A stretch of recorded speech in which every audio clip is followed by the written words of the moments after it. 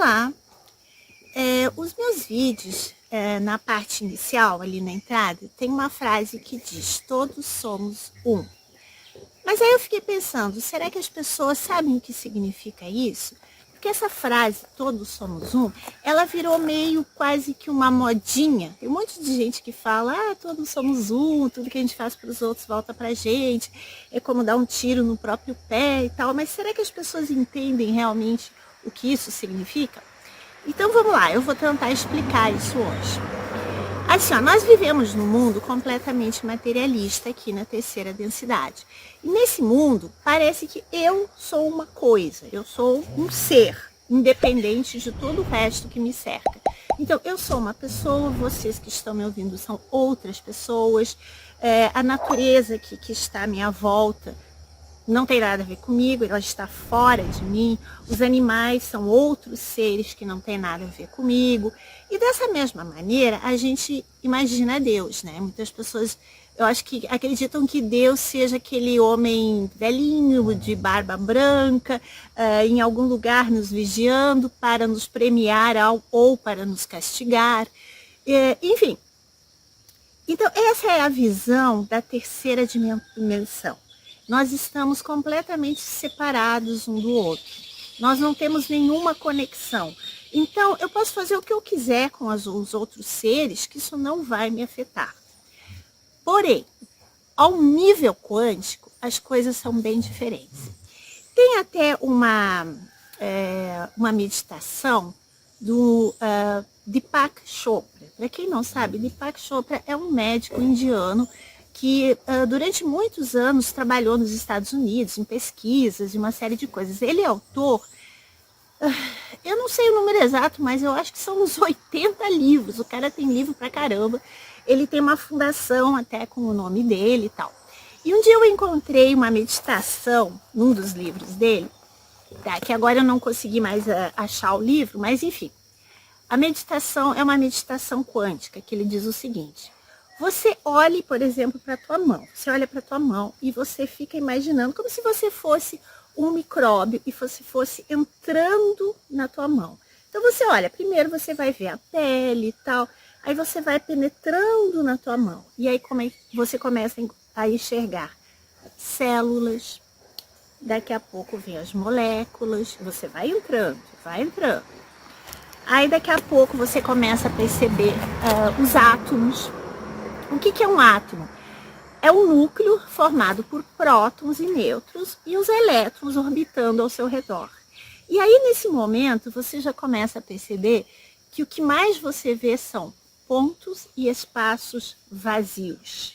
Porque o átomo, ele está quase todo vazio. A mesma coisa à noite, quando você olha para o céu, uma noite estrelada, você vê o quê? Pontos e espaços vazios. Ou seja, 90% do nosso corpo é feito de espaços vazios. Mas vamos lá. Você continua, você entra lá, vamos supor, num próton. Você vai entrando lá num próton e tal. E de repente, o que você encontra? Outras subpartículas, como quarks.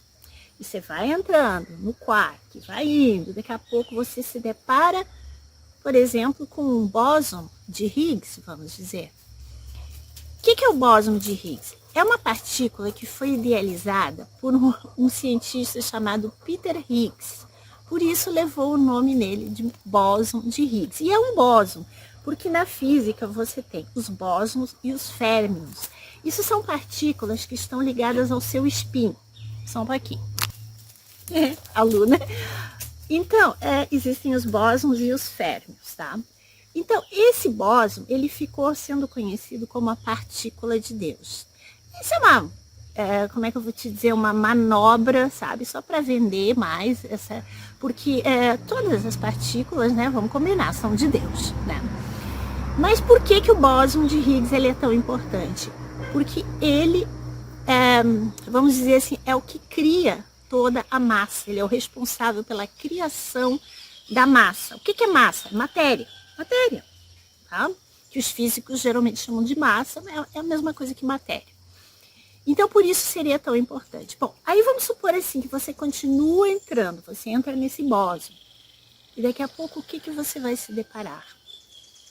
Com nada, ou seja, com um mar chamado de vácuo quântico. O que é esse vácuo quântico? É tudo que existe. A gente poderia dizer que esse vácuo quântico é, na verdade, ele é a fonte criadora. Ele é Deus. É tudo que existe. Claro que os físicos não concordam com isso. E se você falar para um físico sobre esse tipo de coisa, ele vai dizer que você é louco, que isso é ridículo. Gente, se você quiser ver um físico convencional dar pulos gigantescos, é só você falar em Deus, porque eles não aceitam, eles fazem os maiores malabarismos, entendeu? Para tentar explicar uma teoria só para não mencionar Deus, ou fonte criadora, ou enfim, tudo isso. Bom, então, vamos pensar o seguinte, vamos fazer o trabalho inverso agora. Isso aqui é uma meditação, mas é uma meditação que mostra como é a realidade. Então, vamos imaginar o seguinte, tudo que existe é essa fonte criadora, é esse vácuo quântico. E esse vácuo quântico, ele vibra numa frequência gigantesca de amor, amor puro. Antes que vocês pensem, é amor, não tem nada a ver com o amor da Terra. A gente, na verdade, nem faz ideia do que seja amor. Eu não estou me referindo àquele amor que os pais têm pelos filhos, os filhos pelos pais, ou o amor romântico de um homem para uma mulher, ou vice-versa. Enfim, não é nada disso. A gente está engatinhando no amor, a gente não faz a menor ideia do que seja o amor. Esse amor é pura energia, certo? Bom, aí este ser, essa fonte criadora, ele começa, vamos dizer assim, parte dele a vibrar de uma forma um pouco mais baixa. Porque ele tem que reduzir a sua frequência de vibração. Aí ele vibra um pouquinho mais baixo. E aí ele cria um bóson de Higgs, tá? Aí ele, ou teoria das cordas lá e tal. Aí ele baixa mais a sua frequência, cria um quark. Baixa mais a sua frequência, cria um próton, um elétron. Baixa mais a frequência, vai criando as células, as moléculas, depois as células, depois um órgão e depois os seres, né, vivos, pessoas, animais, enfim. Então, na verdade, nós aqui na terceira dimensão, e o planeta Terra não é o único planeta que está nessa terceira dimensão. Existem outros planetas no universo, tá? Mas, enfim, nós somos o que existe de mais distante desta fonte criadora. Então, nós estamos muito, muito distantes dele. E agora nós estamos, vamos dizer assim, fazendo o caminho inverso. É isso que significa ir para a quinta dimensão, que nós vamos começar a voltar para Deus. Bom, aí vocês podem perguntar assim, tá, mas e por que Deus fez tudo isso? Para que serve tudo isso? Aí a pergunta é que não tem resposta. A gente não sabe, ninguém sabe. Tudo que a gente imagina é que Deus queria experienciar, e nós estamos fazendo o quê? Aqui, passando por experiências, aprendendo, certo? Então ele foi se dividindo, por isso que a gente diz sempre assim, nós somos fractais de Deus. Porque o que é um fractal? É um fragmento. Nós somos um fragmento de Deus, mas nós somos Deus, porque Deus é tudo que existe. Não existe nada fora de Deus. Então, eu sou Deus, vocês são Deus. A natureza é Deus, os animais são Deus. Uma mesa, uma cadeira é Deus. Essa xícara aqui, ó, é Deus. Tudo é Deus. Porque não existe nada fora dele. Nós estamos dentro dele.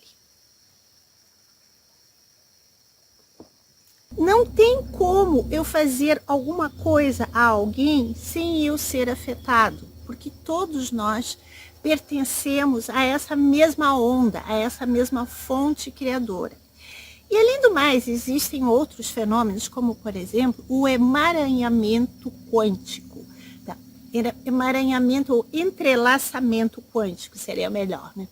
Que diz o seguinte, vamos imaginar duas partículas, tá? Isso todas são experiências que já foram realizadas em laboratórios, tá? Então vamos imaginar duas partículas com spins opostos. O que é o spin? O spin é a rotação do elétron, porque não, do elétron, da partícula, porque não existe nada no universo que esteja parado, tudo está em constante movimento. Assim como a gente aprende que tem as cargas, por exemplo, se você colocar duas partículas com a mesma carga, vamos supor, duas partículas com carga positiva, elas vão fazer o quê? Elas vão se repelir.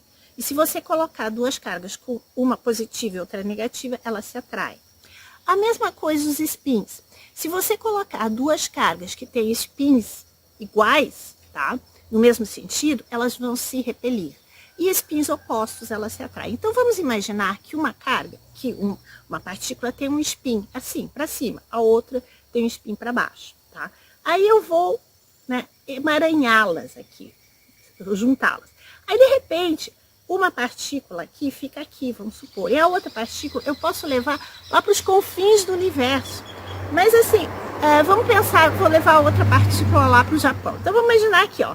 Tá aqui a minha partícula que está no Brasil, essa aqui está no Japão. As duas estão emaranhadas. Aí, de repente, eu mudo o spin dessa aqui, e essa aqui faz isso. Imediatamente. É só mudar de uma, a outra muda. Mas como é que elas sabem? Se elas estão completamente distantes. Não existe nada entre elas. Não existe nenhum fio, nada que as ligue. Como é que isso pode acontecer? É porque elas estão emaranhadas. Isso é um fenômeno que a física quântica explica. Então, vocês imaginem, todos nós estamos emaranhados, todos nós somos uma rede de energia e informação. Agora, por que a gente não vê essa rede de energia e informação? Porque os nossos sentidos são muito lentos, então a gente não consegue enxergar isso. Então, todos nós estamos completamente ligados. Então, claro que esse canal aqui é sobre animais, é óbvio que eu vou falar sobre animais. Então, vocês imaginem, tudo aquilo que fazem com os animais volta para nós, porque nós estamos emaranhados com os animais também. E isso tudo se reflete aqui em volta do nosso planeta Terra. Por isso que as pessoas estão cada vez mais doentes, são afetadas, mas elas acham tudo isso normal. Não, é por tudo que a gente faz. E existem, por exemplo, yogis na Índia, e até mesmo Ramatiz, ou mesmo o André Luiz, dos livros do Chico Xavier, que todos falam que nós nunca vamos ter paz no planeta Terra enquanto nós continuarmos fazendo o que fazemos com os animais. E é isso que significa dizer que todos somos um. Porque todos nós pertencemos à mesma onda, à mesma fonte criadora. Portanto, eu estou emaranhada com todo mundo. Principalmente com aqueles seres mais próximos de mim que eu tenho contato. Então, toda vez que eu faço algo para eles, aquilo vai repercutir em mim, na minha vida. Dessa forma, vocês podem ficar tranquilos que tem muita gente aí falando na terceira G, né? G, né, do núcleo, eu vou falar assim, vocês entendem, né? Ela não vai acontecer. Por quê? Já aconteceu uma G assim no planeta aqui do nosso sistema solar, que ali naquela órbita de Marte existe uma série de partículas de asteroides e coisas ali, porque ali existe um planeta, o planeta Maldek. E esse planeta foi explodido, e inclusive Marte era um satélite desse planeta. E a órbita de Marte foi arremessada, todo o sistema solar sofreu com aquela explosão. Então, assim, ó, não tem como existir uma G aqui na Terra que não vá afetar todo o nosso sistema solar e toda a nossa galáxia e todo o universo. Não tem como isso. Então, por esse motivo, essa terceira G nunca vai acontecer. Aqui na Terra, nós sempre tivemos alienígenas, sempre estiveram aqui, mas não eram exatamente alienígenas do bem. Mas a partir da detonação daquelas duas, como é que eu vou dizer isso? Bombas, lá do Japão, quando aquilo aconteceu, todos os seres do universo, ou pelo menos a maioria deles, benevolentes, se voltaram para a Terra. Na verdade, já houve uma tentativa de uma terceira G lá na década de 60 e ela não aconteceu, porque estes seres benevolentes, por eles terem tecnologia, eles destroem todas essas bombas. Eles não permitem que ocorra essa G. Então, novamente, eles não vão permitir que isso aconteça, porque nós não temos esse direito de fazer isso, porque nós temos o poder de afetar, enfim, toda a nossa galáxia, todo o universo, pelo menos o nosso sistema solar, com certeza. Então, eles não vão permitir que isso aconteça. Então, vocês não precisam ficar com medo. Eu não sei, mas isso é uma coisa minha, uma especulação minha. Eu acredito que, na verdade, não existe nenhuma dessas bombas no planeta Terra que funcione. Eu acho que nenhuma delas funciona. O que nós temos aí é uma guerra de narrativas, né, que as pessoas ficam falando, mas eu acredito que nenhuma delas sequer hoje em dia funcionaria. Claro que podem existir Gs menores, né, mas não a um nível grande de uma destruição de todo o planeta. Isso pode esquecer, que isso não vai acontecer. Podem ficar tranquilos. Bom, agora, por que tudo isso acontece? Porque, na verdade, por que isso não é divulgado? Por que não é falado? E a física quântica, ela é uma física, vamos dizer assim, um pouco perigosa para os materialistas, porque ela é uma física que te leva justamente a entender o todo, né? E isso é meio escondido. Por exemplo, se você ensinar a física quântica para uma criança, ela vai aprender. Mas isso nunca é ensinado. Quando nós estudamos física no ensino médio, o que a gente aprende? Aquela física clássica, aquela física determinista, que diz assim, ó, se eu tiver um carrinho, eu quero que ele ande do ponto A ao ponto B, aí eu posso medir o tempo que ele vai levar, a distância, não sei o que, tudo bonitinho, determinado, certinho. A física quântica não é isso. Ela derruba, ela coloca tudo isso por terra, porque a física quântica ela é probabilística, ou seja, como eu falei antes, no átomo, você tem um núcleo de prótons e nêutrons, os elétrons orbitando, como no sistema solar. Isso a gente imagina, é bonitinho, mas na verdade não é assim que funciona. Na verdade, existem nuvens de elétrons, e quando você vai calcular onde está um elétron, o máximo que você consegue é calcular a probabilidade, o local onde tiver uma maior probabilidade de encontrar um elétron, porque você nunca vai ter certeza absoluta de onde ele está. Então, a física quântica, ela derruba, ela põe por terra tudo que é tudo certinho, como a gente acredita. Mas por que isso acontece? Primeiro, porque nós temos duas ciências na Terra. Uma é a ciência com C, que seria a ciência correta, né? Mas a ciência que impera no nosso planeta é a outra ciência, a ciência com S na frente. S cifrão, sabe?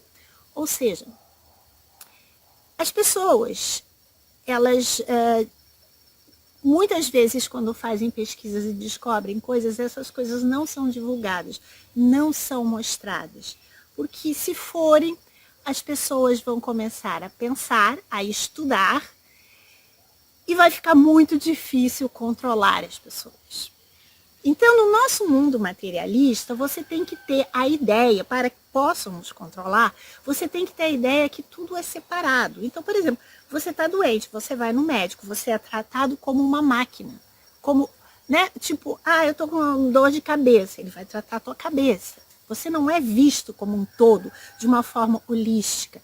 Tudo é separado, tudo é feito dessa forma, porque é assim que tem que ser, para que a gente seja controlado. Isso é o que eles pensam, né? Não é o que eu penso, obviamente. Mas, enfim, eu diria para vocês, esse assunto é fascinante, a física quântica é fascinante. E aí vamos dizer assim, mas ela é muito difícil de ser entendida. Eu não sei se ela é tão difícil assim. A questão é que para entender física quântica, você tem que mudar o teu paradigma, você tem que despertar, você tem que pensar fora da caixinha. Isso é que é o maravilhoso da física quântica. Agora, quando você começa a estudar, estuda, você daqui a pouco começa a descobrir um mundo maravilhoso. E aí você começa a entender toda esta dinâmica. E é isso que nós vamos ter que fazer, sim, principalmente se nós também quisermos adentrar esse mundo da quinta dimensão. Portanto, eu convidaria vocês todos a começarem a procurar, pesquisar e estudar física quântica. E não se esqueçam de que todos somos um. Eu não tenho como fazer algo para alguém sem ser afetado. Portanto, fazer o mal para quem quer que seja é ignorância, tá? Para ser bem leve, é ignorância. Quanto mais amor nós dermos a todas as criaturas, à natureza, aos outros animais, às pessoas, mais nós receberemos de volta também amor. Pensem nisso e fiquem com Deus. Namastê.